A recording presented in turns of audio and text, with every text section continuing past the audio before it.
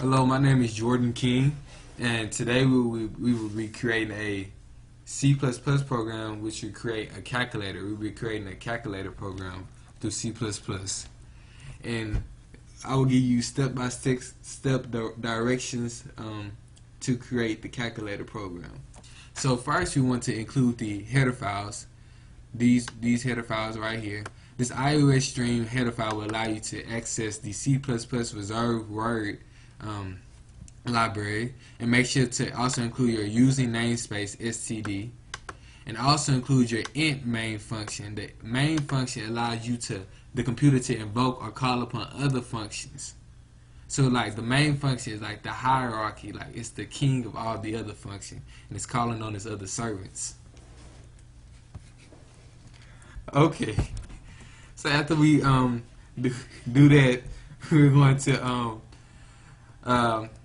first name our variable types. And so this first variable is an integer. So we have a data type integer, and we're going to call it the variable opselect. The second one is a double, and double is part of the float variable type, and the double allows us to store more memory. And we're going to name that fnum and snum. And then our other variable will be an integer data type, which will be first num and secnum. And the type of structure of the program we will be creating is called a do-while loop. And a do-while loop is like, it allows the program to keep running until we actually want to exit the program. So in order to create this program, we will be creating a looping structure in order to keep the function window open. You will see what I'm talking about later when we complete the calculator program.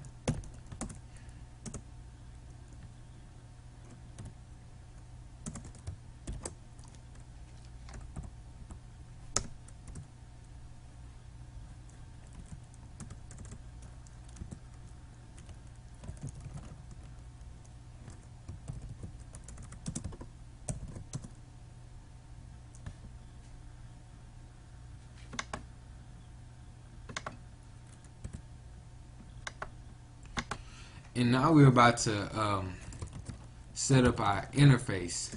This is basically to tell the user of the calculator program what is going on, like what do you have to select in order to interact with the C++ calculator program.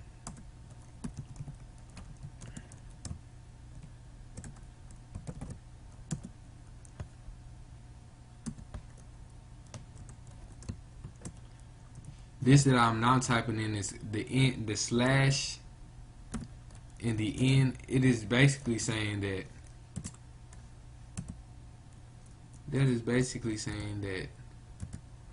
we want this and this thing only to be on this line.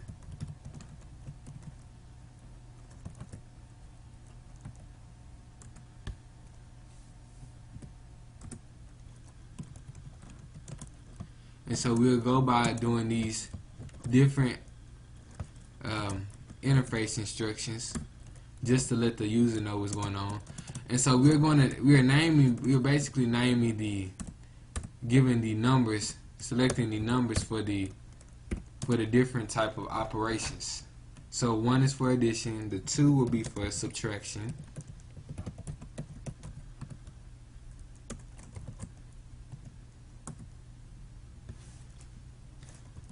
and the 3, we'll make the 3 for multiplication.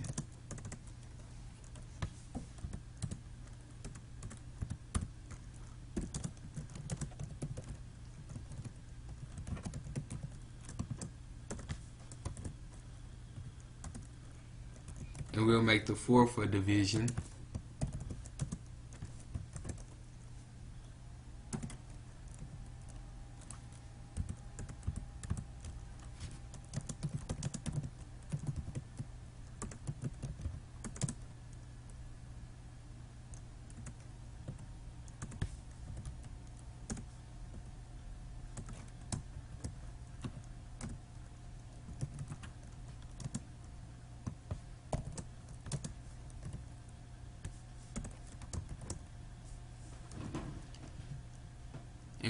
and on our last function part, the 5 will be to exit the program. So 5 is for exit. And by clicking these numbers, you're activating certain parameters, or what is known in the C++ programming world as cases. So in order to invoke cases into our programming, we will invoke the switch function. And switch allows us to basically choose what route we would like to take. So basically, we want to do addition, we have a route for addition. We want to do subtraction, we have a route for subtraction, and so on and so on. And in order to set up this type of program, we have to invoke cases into our programming. And for case one,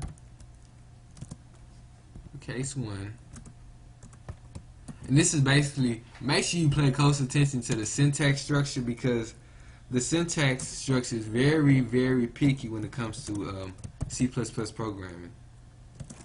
So for case one, we want to tell the user to please type in 2 numbers. This part right here will basically be the same throughout for each case, except for case 5, which is the exit, which will be the exit case. And the CN the CN is actually the opposite of Cout, of course, because Cout allows you to output the data. CNs allows you to input the data, or basically store the data into the variables. And so since we already have fnum named here, right here above, and as a float variable type, we can name it down here without having to rename it. So we can use the name fnum, and then we'll read that fnum, we'll store info into fnum and also store info into snum. Okay, then we will Cout this word, and the word we want to tell the user that the sum of the numbers entered is blank, and then it will output the answer by doing this, by taking the fnum and adding it to snum. And then we have to make sure that you include the break function. The break function is very imperative, it's very crucial to the cases and the switches that we're using, because the break allows the case to stop at where it's at. Because if we do not include the break, it will continue on to each case and each case until the program exits. So the break allows the program to stop until you respond back again.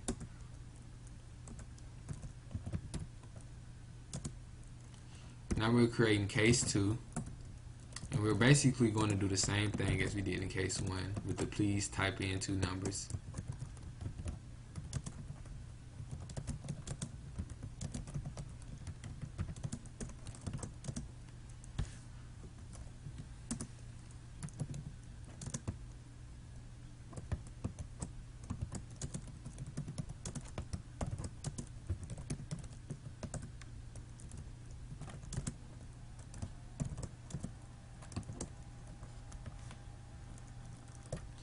And the difference on this one will be is that since case 2 is subtraction, we want to tell the user the difference of the numbers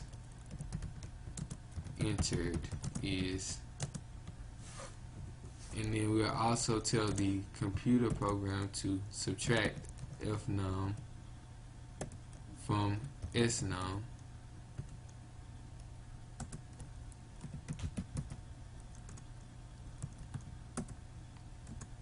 And then we'll go on to case 3.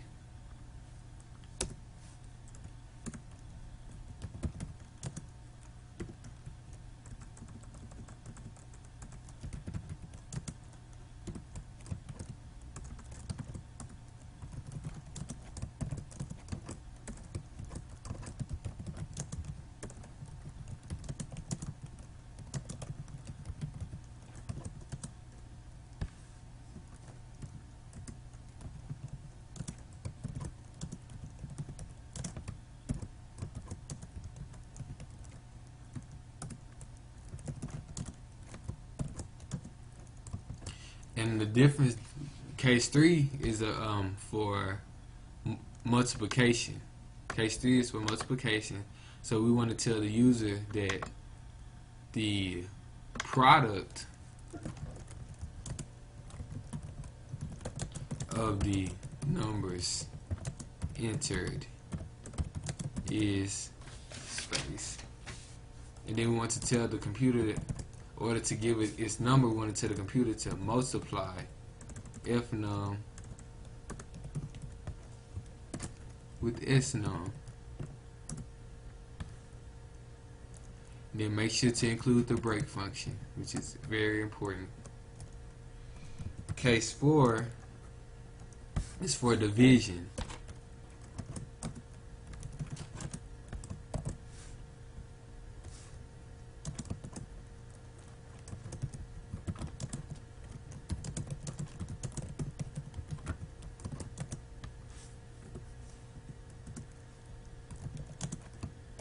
Make sure to cin. I want to remind you all that cin is a function that allows us to store data, and cout is a function that allows us to output data. And note the direction that the arrows are pointing. And since this case 4 is a division case, we're going to tell the user that the first number divided by the second number is, and then we're going to give the computer a function in order to give that answer, which the function will be fnum divided by snum, which fnum is first number and snum is the second number. And again, make sure that you include your break. And now we're on the last case. The last case is a special case because the last case is the exit case. And so the exit case will state just break, after that it's over with. And then so we want to include our bracket, close the bracket, and we want to cout in line, because that will be the last thing on that line. And then we want to complete our do while loop by including the while part of the function of the loop.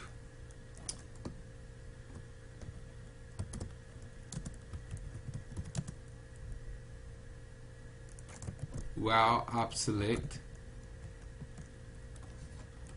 which is, and then we will include our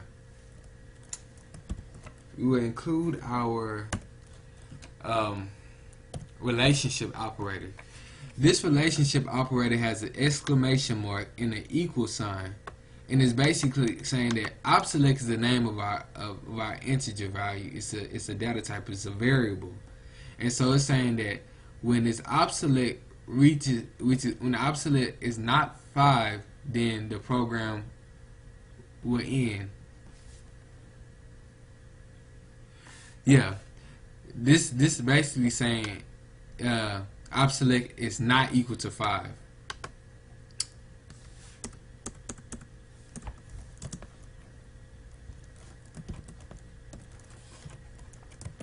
It's not equal to 5. And then make sure that you return 0.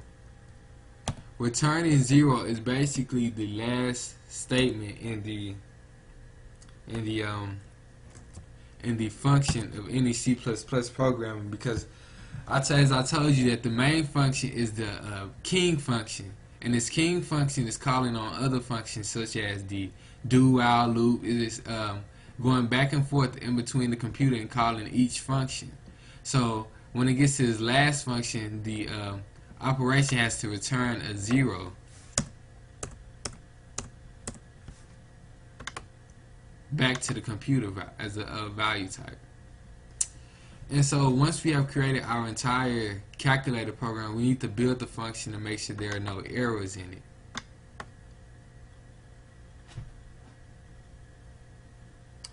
Here we have one error. We have one error in the program, and this error is pointing to this part.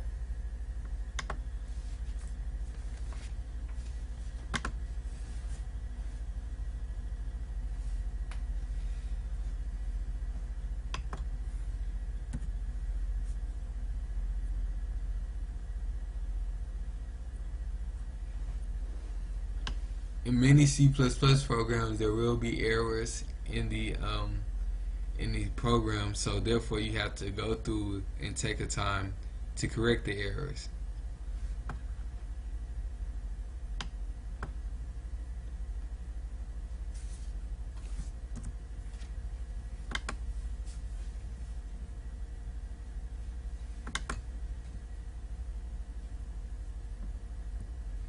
And so this one is saying we have an uninitialized local variable opselect use.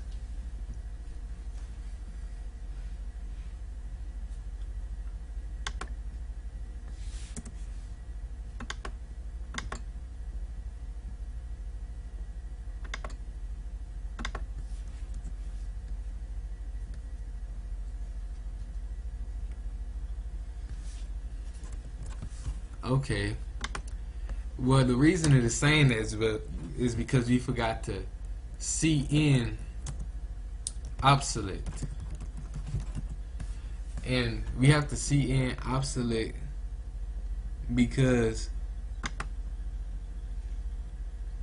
we have to be able to store data into that obselect. We have to be able to store all of this data into this obselect function. Obselect basically holds all of these couts of the calculator function.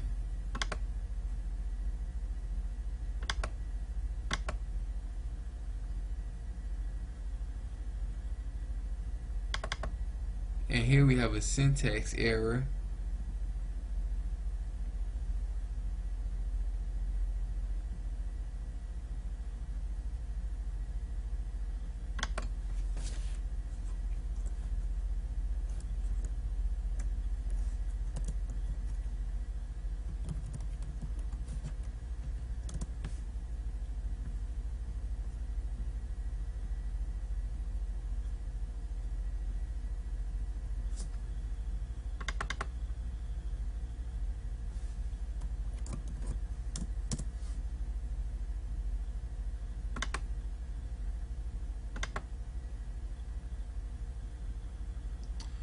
And voila, we have the calculator function. Now, in order to use this calculator function, we have to tell the computer what type of operation we want to enact. So let's first do addition. So in order to do addition, we have to push 1, then enter. Then we can enter the numbers 1 and 2. 12 and 2. And 12 plus 2 equals 14. Okay, then in order to do the subtraction function, we hit the number 2, and we can do 4 and 3, and 4 minus 3 equals 1. In order to do the